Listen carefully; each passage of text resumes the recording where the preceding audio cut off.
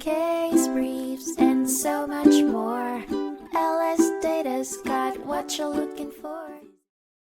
In 2009, a child adoption case, known as JSVPK, gripped the Utah Supreme Court, revealing riveting legal nuances about who had the right to intervene in court proceedings. The case centered on an unnamed man, identified as JS, who believed that he was the natural father of a child named LK.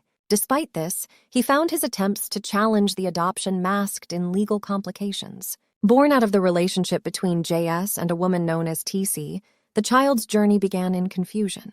TC, the birth mother, initially considered terminating her pregnancy but ultimately carried her child, LK, to term.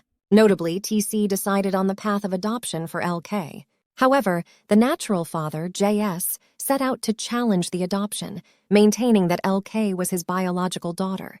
He set forth his argument by claiming that the adoption statute violated his due process rights. Heart of the conflict was whether JS had legal standing to contest the adoption. The courts, however, found no room for JS's claims, citing his failure to comply with legal procedures requisite for establishing his case. Notably, JS had earlier failed to meet the requirements of New Mexico law, which, akin to Utah law, outlines strict standards for unmarried biological fathers intending to assert their parental rights. As a result, the district court's decision set in stone JS's fate, denying his motion to dismiss, a ruling that's still upheld in the Utah Supreme Court.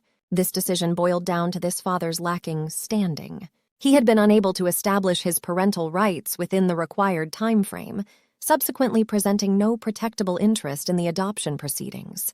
Consequently, the Utah Supreme Court echoed the district court's ruling, underscoring that JS lacked the standing to intervene, thereby affirming that he had no legal right to contest the adoption under Utah legislation. Case briefs, and so much more. LSData's got what you're looking for. Visit lsd.law, elevate your mind.